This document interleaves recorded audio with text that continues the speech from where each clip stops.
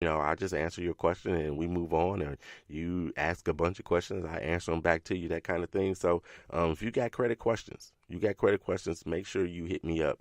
Don't go out there flying blind, you all. All right. So Matthew from Texas. So his question was, should I become an authorized user on a card that has been open 6 months or so?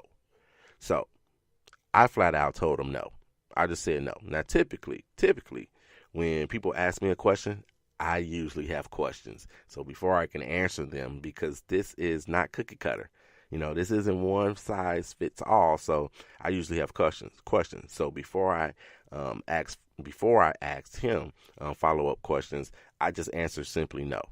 And now, after a couple of days going back and forth over Instagram, I understood Matthew's thought process, because that's really what I'm trying to get at. I want to know what your thought process is, why you're considering doing this, making this move. But at the end of the day, in this particular scenario, in this particular interaction, my answer was still no. Now, why? So, again, the question was, should I become an authorized user on a card that's been open 6 months or so? All right. So, here's why I say no. You don't want to do that. The point of adding an authorized user account is to help you in several ways. So, if you got a thin account, you got a thin credit file, like we just talked about with Experian Boost. You got a thin credit file. You want to boost it. You need to add some accounts. You need to do some things, right? So the whole point behind adding an authorized user account is to do several things for you. Of course, there's 5 factors, right, that create your credit score. One of these factors is your payment history. So at 6 months or so, like he said, at 6 months or so, that's a really short payment history. The credit bureaus, if you actually talk to somebody at Experian, they'll tell you that you add an account, it's going to take 3 to 4 months for it to really kick in to help you, to help your credit score, to boost your credit score at all. So at 6 months, that's a very, very short payment history. So it doesn't help you that much at all. And if it's a credit card and that person doesn't really use this card, it's just one of those ones that they have and it's helpful for their credit, then maybe it has a zero balance. Then there's not a payment history on there to really help you with that. So no, because of that. Credit utilization. Now, this could be good on this card. And actually, on this card, the credit utilization was really good. But that's what it's there for, too, potentially to help you with your credit utilization. I mean, ideally, you would like a card with a long payment history and a credit utilization that is well below 30%. So on this card, it was actually pretty good. My answer still was no. Length of history. So yes, your length of history at 6 months is not a long length of history. I mean, if your length of history is 6 months or less than 2 years, that's really, really low. I mean, you really need to be at 4 years, 4.5 years. Of course, 6, 7, 8, anything over that is much, much better as far as your length of history helping you out. And length of history is 15% of your 15% of your credit score.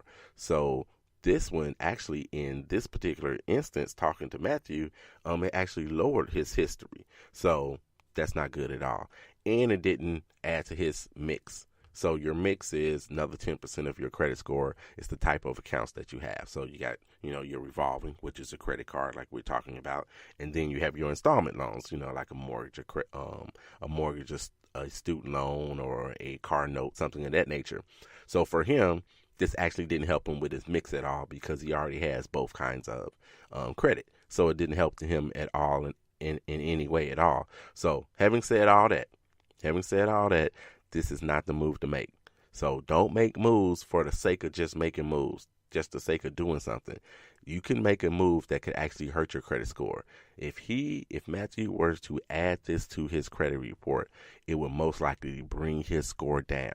How many points? I don't know. I can't tell you. If you can find a credit guy that can tell you, oh yeah, if he does this, it's going to bring his score down 8 points, or you can pinpoint how many points it's going to do it, then I would be cautious. But I cannot predict how much it's going to bring it down, but it would bring it down because it's not helpful for the majority of the factors that help you with your credit score or that create your credit score. So here's what you do when you're looking at your credit. You got to just create your plan and follow your plan.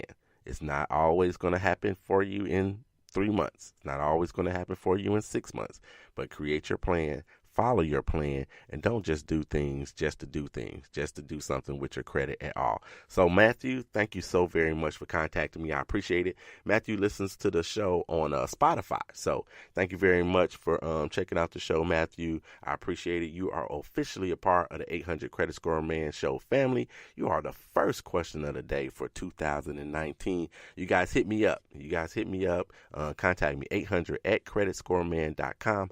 Ask your questions, and you too could become a part of the 800 Credit Score Man Show family. All right, so let's get back into the show. Let's get back into the main topic of the show, which is Experian Boost. Let's talk about that, and I'm going to give you my take on it.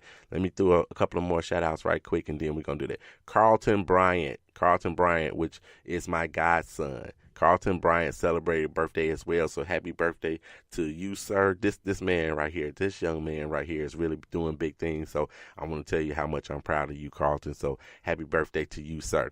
William Durham celebrated birthday as well. Happy birthday to you, Durham. The great Sam Young, member of Alpha Phi Alpha fraternity, celebrated birthday. Happy birthday to you, Sam Young, as well. All right, so let me jump into my take on what's going on with Experian Boost. First of all, it's just not for everybody. Not only is you're supposed to get is really geared to people with a thin credit file or what have you, but not everybody makes those payments on time all of the time. A lot of people wait till they get the second notice. They wait till they get the third notice. You know how it comes. They'll send you a notice. Hey, here's your bill, and here's the payment. With a little extra if you don't pay it by this time. Now, we don't hear from you, then we send you another bill. And that paper is yellow maybe. And then we send you another bill. That paper might be blue. Then we send you the pink one. And then, you might get cut off. You might get cut off, or you close to getting cut off. So it's not for everybody in there. Now, this is meant, again, for people with a thin credit file primarily, but that doesn't mean, like I said, doesn't mean if you got a 720 that you don't want to add this. If you're making those payments on time, any boost to your credit is always good. Last week, we talked about Ultra FICO, and they say, or they're estimating that it's a 40-point increase with Ultra FICO. Well, who can't stand a 40%, not percent, but a 40-point increase in their credit score? So it's not necessarily for everybody necessarily. Know thyself. So you got to know if you are not going to make these payments, if you're just simply not going to make these payments on time, then you need to know that about yourself, and you don't want to participate in this one. But again, like this one, it's free. You can cancel at any time you want to. So it might be worth go ahead and adding that so you can, get in on the ground floor of this and see that boost. When that boost is coming, I have no idea. I have no idea when it's coming. If you add it today, supposedly it's supposed to be like quote unquote right away. But you add it today, and then you go somewhere to check your Experian credit report, because it's only going to be on Experian. You go to check your Experian credit report where you see that you had a 680 before and now you got a 700. I have no idea at this point, but go ahead and add it. You can do it right now. It won't help in every situation. So it simply won't help in every situation. It's only going to help you if the lender uses Experian. So not every lender uses Experian. Not every lender looks at all three. If you go into a car dealership, it's not the car dealership necessarily that's pulling your credit, unless it's a smaller place or something. It's not necessarily them that's pulling your credit. It's the different banks that they utilize that are pulling your credit. So bank A, B, and C could all pull 3 different credit reports. So you can get one from TransUnion, one from Equifax, and one from Experian, and you don't always know. And you don't get to dictate. Who your lender is using. So it's not going to be helpful necessarily in every situation, but this might be worth doing. It just really might be worth doing for you guys. All right. So there's also, this was my other thought, there's just no guesstimate so far that I have seen on how many points you're actually gained. Like I said earlier, Ultra FICO saying you're getting 40-point increase by participating in Ultra FICO. I'm not sure what the point process is for you. So, I mean, is it 20 points? Is it 10 points? Is it only 5 points? Is it worth it for all that? Is it worth the potential exposure? Because you're giving not only Experian, you're not only giving Experian access to your account so they can take a look at it, but Experian is using outside vendors to collect this information for you. So we talked plenty in 2017 and 2018 about, hacks that would be going on. Who knows? But it might be worth it for you. So that's pretty much my take on it. Like I said before, it did not really take off. They tried this before. Some consumer groups tried to do it. It's not necessarily the best thing for everybody. I know just personally for me, this one would be fine. This one actually would be fine for me.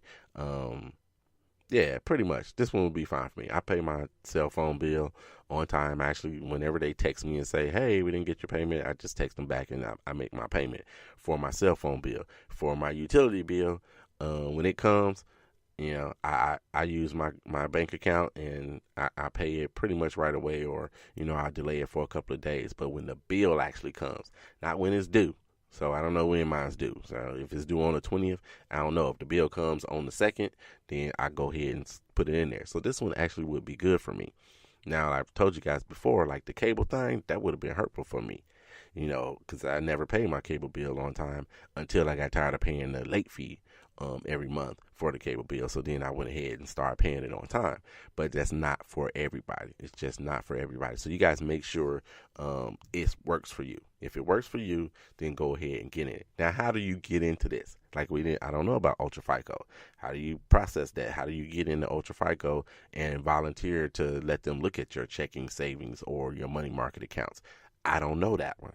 However, with this one, you can sign up at the website. So you just need to go to Experian.com, www.experian.com, and you can look for the little tab over there that'll talk about Boost. So Experian Boost, yes, Boost is what it is. And, you click here.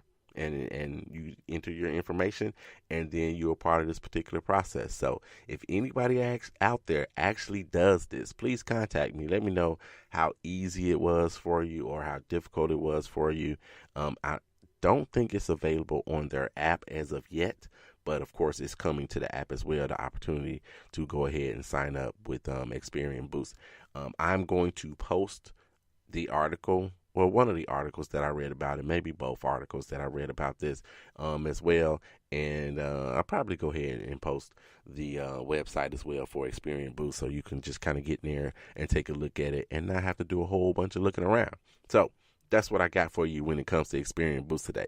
Now, I got a few little things that I need you to do. It's top of the year. It's top of the year. Need you to do for your credit. So it's top of the year. So we're going to get into those things. I got to wish Shay King a happy birthday as well. Happy birthday to you, Shay King. She is not related to me, but you know how I do.